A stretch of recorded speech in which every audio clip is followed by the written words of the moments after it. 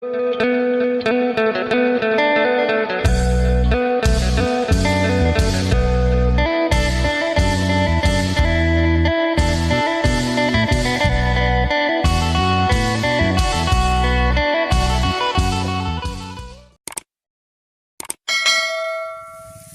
สบายดีและสวัสดีพ่อแม่พี่น้องFCกันมืดสุขูสุคน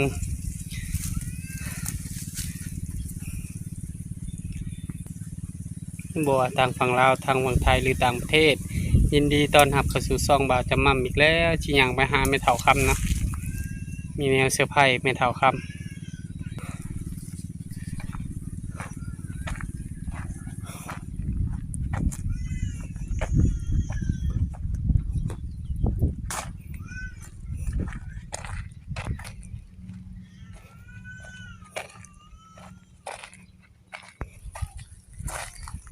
ชาหน่อยเพิ่งก็ถมทานผมไปตัดผลใหม่ของกินเห็นบรรกายไปจะมาหากระติดเครื่องสูบน้ำต่อหายยังเด้หายยังเด้หายยังเด้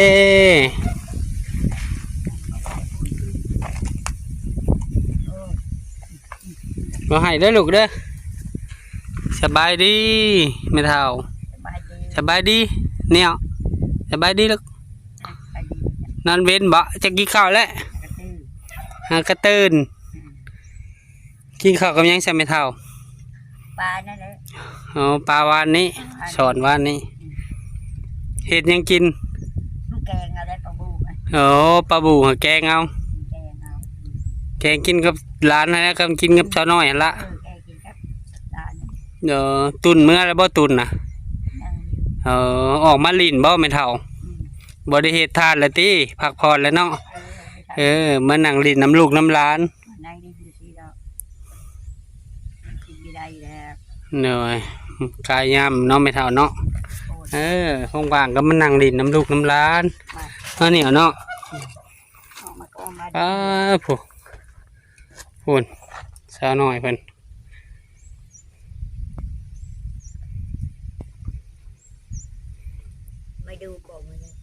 ดูดแล้วได้ติดเครื่องนะหน้าเพิ่นซื้อน้ำมันมาใส่โอ้กองพื้นลมเมื่อบ่มือแรงยังเอาเขาบ่ฮดให้บ่เขาอยู่คือว่าเขาอยู่เฮือนอยู่เขาก็สิโฮดให้ตีลูกหลานอยู่ฮะอยู่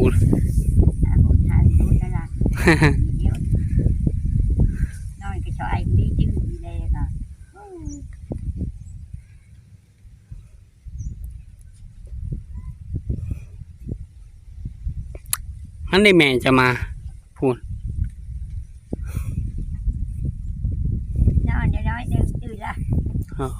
เลือทอดแต่เฮ็ดแน่นบอกกองพื้นเจ้านะเผาตัวนั้นแหละก็พอให้หน้าเห็ดกับตุนเห็ดให้ตุนเห็ดซอยเมื่อนี่ก็พักพรไม่เท่าเอ้ยนางลิ่นน้ำลูกน้ำลานเอาลูกกับลานไปชันแล้วรักษาสุขภาพและเท่าเลยยังเจ็บบ่ไม่เท่ายาหำมดและยากินนะหายังเจ็บอยู่บ่ไม่เท่าเอาแล้วคือว่าชาวบุญยังไปเอ็กโกขักแหน่มันก็จะคอยเศร้าไปที่ไม่เท่ายากินมดแล้วมันบอกอ๋อโดย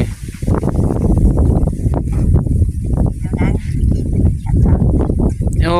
เจ็บเลยเนาะไม่เท่าเนาะเพื่อชีวันหน้าเอิกก็เจ็บหน้าเอิกนะอ๋อชอดหลังนี่แหละผู้เฒ่าในร่มเลยจะนานเศร้าได้นานเศร้าไม่เฒ่าเอ้ยกินยากินยังใส่ผุดสาวน้อยเพิ่งก็ไปตัดผลไม้สบายดีสาวน้อยอยู่เฮือนเด้อเจ้าหน่อยสาวหลาใหญ่มีแนว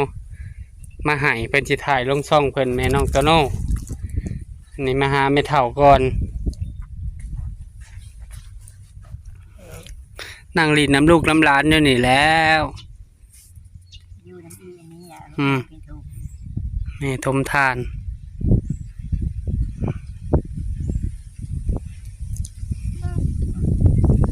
คันในหน้าจะเห็ดกับเห็ดกับมันตุนนะแหละสองแม่ลูกเขาแล้วเห็ดเจ้ากับบ่เห็ดเจ็บหลังเจ็บแมวเป็นหันเป็นนี่มันยากไม่เท่าเนาะเฮาก็นำมือแห้งเท่าเลยผู้เฒ่ามันจากเศร้าดนได้ไม่เท่าต้องได้ใช้เวลา เป็นไง โอ้เจ็บหมดเลยเนาะยังปวดอยู่มันบอก โปวดไม่เลย ปวดหมดเลยเดี๋ยวนี้ก็ปวดบ่หนังดน ยืนนี่ก็ปวดอยู่ โอ้ย ชอด ชอดหลัง ชอดดังไม่เท่า ข่อยคือแห้งแห้งคือข่อยได้ผู้เฒ่าลม โอ้ยคือแม่ โอ้ยบัดที่เจ็บเนาะไม่เท่าเนาะกินยาคือว่ายังบ่เศร้าเอกโกเอกยังเบิ่งอันชาวบุญบรรณาพาไปคือว่าบ่มีหยังเนาะมีแต่เลือดกล้ามหน่อยนึงเพิ่นก็วางยาให้กินแล้ว ยากินนะจ๊ะแกกินนึง แต่ว่าเพิ่นว่าถ้าเป็นได้บ่ให้มาอีกบ่เพิ่นบ่ได้ว่าบ่ มองไม่ว่าพี่น้องเป็นยาเดี๋ยวเรา ก็ยังน่าเป็นห่วงอยู่ได้ไม่เฒ่าเจ้ายังเจ็บอยู่ หรือว่าต้องใช้เวลาหน่อยหนึงบ่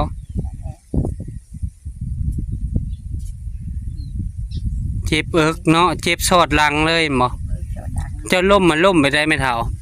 โอ้ยลงกะ ก้นขี้ทัง คนที่ทางลงนี้ง่ายอย่างนี้ เออ ง่ายอย่างนี้ เฉพาะเจ้าจึงเจ็บหลัง คนที่ทางลงง่ายอย่าง อื นี้ ม ลาบัดมา โดย ลามันทับไปให้ชอบมันทางลงเฉย โอ้ แข้งขาเฉย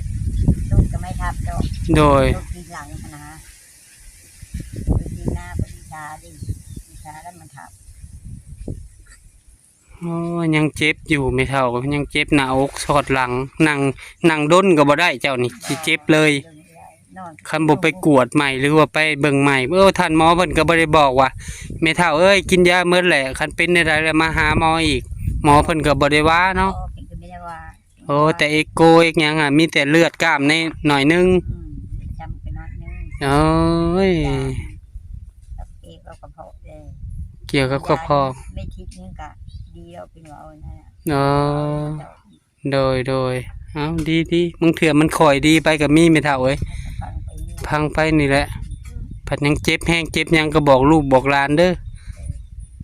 บอกเขาแหละคันเจ็บแห้งเป็นหันเป็นหนีห่วยมันยากลำบากเลยกินยาใส่แล้วยังเจ็บหน้าอกจนสอดหลัง นั่งอยู่กันเจอเอกมุกกันเขานอนอยู่กันใครได้แล้วเห็นเขานอนที่นี่เจ็บนอน อืม ลูกนอนก็ดอกที่ลูกจะไป จากหันแห้งเนาะจากย่างได้เห็ดทานได้ ไป น้ำมือนี่พักพอแล้วเอาอยู่น้ำลูกน้ำหลานเช้าไว้ไม่เท่าเว้ย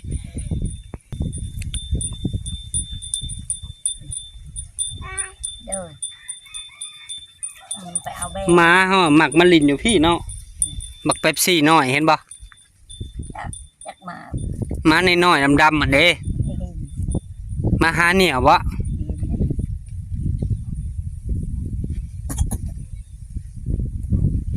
ขี่เป้บ่พอเฒ่าก็ยังบ่ทันมาเนาะ มือนี่น้อยมือวันชุก เออ มือวันเช้ามือมีทิศเดี๋ยวว่าผ่อน วันที่22ติเฮาก็สิได้เมื่อคือกันแล้ววันที่22 ผ่อนแล้วก็มือวันจันทร์มาแล้ว ก็สิมาพร้อมบ่เฒ่าบ่จัก เจอพระเจ้าวิยามาของยักษ์แล้ว โอ้น้ามันไหลพอได้หดฐานเลยแม่นบ่ผู้ใดกันเนาะ ก็ได้ย้อนเลยแล้วบัดก็เจอเต็มที่มาเจ้าแซวก็ได้ย้อนก็คือเลยไป มันบ่ได้ย่างไกลเนาะเครียดดิ เลยแต่คุณมันมีท่านคือเลยห้าวแล้ว ถ้าเสร็จแล้วก็หดแล้วเปียกแล้วนี่เนาะ แค่น่าจะเต้ไม่ได้กอยเต้อีละ กอยเปียกคือปูนนี่เวลาทมก็สำบาย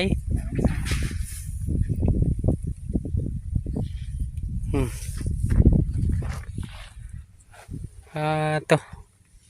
บ่เฮ็ดกองใหญ่เฮ็ดกองพอดีขวดซะหน่อยผู้เดียวเฮ็ดเฮาสำขวดเอามันจึงได้ไว พาดไปตูปัญญาลูกนะ ยากลูกแน่ อ่าน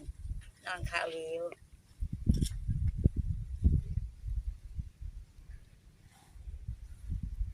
แม่เจ้าก็ยังใช้มาเม็ดแต่ยังหลุดนึง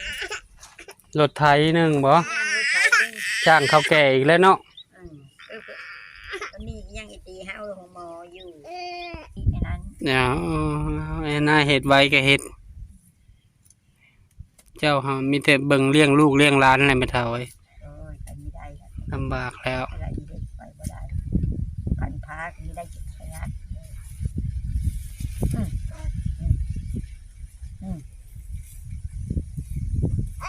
่ะ สบายดีสาวน้อยตัวคอยถมไปมีบอนใดใบเป่าแคนหมอกแคนนองตัดนโลดอันนี้น้อยก็คือบ่น้อยได้นี่ได้น้อยก็คือบ่น้อยได้นี่แนมเบิ่งนี่มันสูงได้ไหนมันสูงโพดนะญาติขี้เลื่อยบ่อยากพ่อซ้ำดีอยู่ขี้เลื่อยมันพอ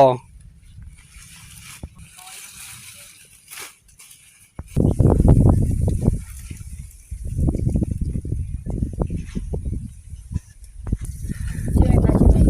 สบายดีน้องตูนชาวเอ็นนา ไปเยอะ ว่าแห้งเนี่ยให้บ่ได้ยิน ไปเยอะ น้องตูนสบายดีอยู่ดีมีแห้งอันนี้ก็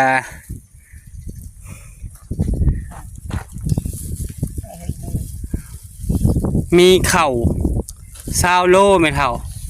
มาม่า10 ห่อ เดี๋ยว ไข่1 แผงแล้วก็เนื้อหมูหน่อยนึงแบ่งกันเอาแน่ชาวน้อยแน่แล้วก็แม่เท่าแน่อยากให้อันแม่เท่า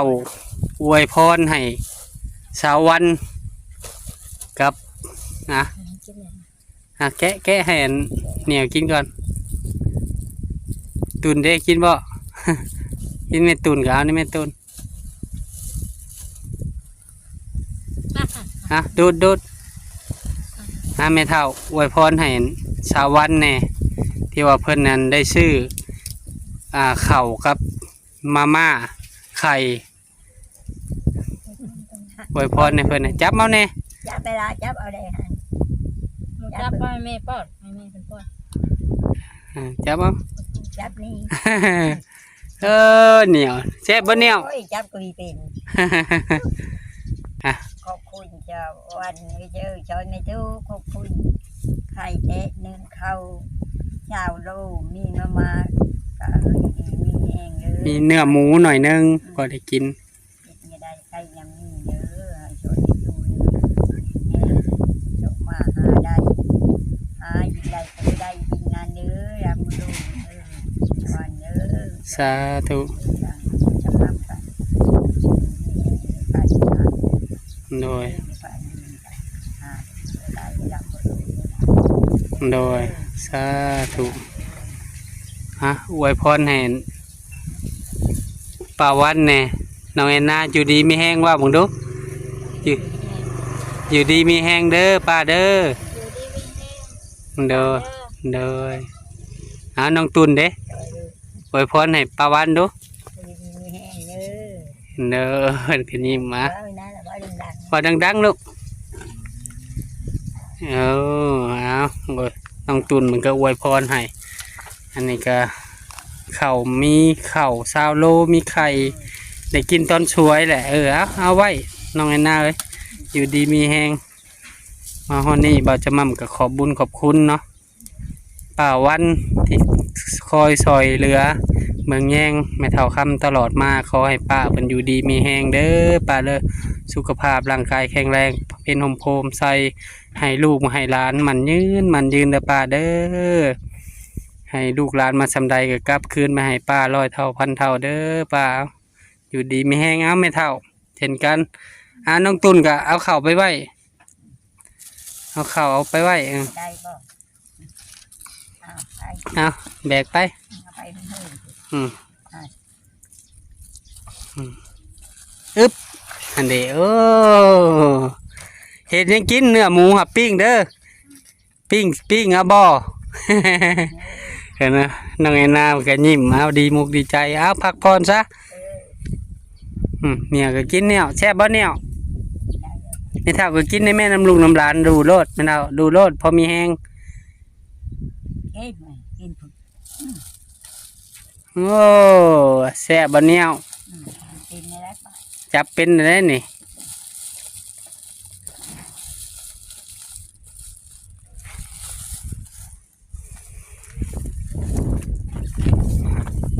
วันนี้ก็ฝากพ่อแม่FC เป็นกำลังใจ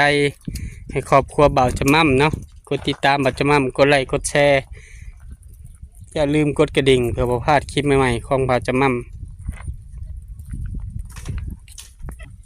ขอบคุญขอบคุณพ่อแม่ FC ที่ให้เกียรติติดตามบ่าวจะมั่มเบิ่งคลิปบ่าวจะมั่มโดยบ่ขามโฆษณาโดยขอให้พ่อแม่ FC ทุกท่านมีสุขภาพแข็งแรงเนาะเป็นโฮมใส่ให้ลูกให้หลานคือเก่าเนาะไปใส่มาใส่ตลอดปลอดภัยเด้อพ่อแม่ FC เบิ่งอยู่จังหวัดใดเมืองใดแข้งใดเนาะทักทายสบายดีคอมเมนต์มาลินน้ำบ่าวจะมั่มได้เด้อกินข้าวเที่ยงกันยังผักเที่ยงแล้วบ่เอาบ่าวจะมั่มกับแม่เฒ่าก็สิได้ขอตัวลาพ่อแม่พี่น้องไปก่อนเนาะเจอกันคลิปหน้ายังมีของต้อนของฝากมาให้สาวน้อยเนาะอยู่ไปเบิ่งได้อยู่ซ่องแม่น้องโตโน่เนาะเดี๋ยวเพิ่นเอาของมาให้แบ่งกันเนาะผู้ละเล็กผู้ละน้อยสบายดีเด้อน้องแอนนาแม่เฒ่าสบายดีบายบายด้วยนะบายบายแม่เฒ่า อยู่ดีมีแฮง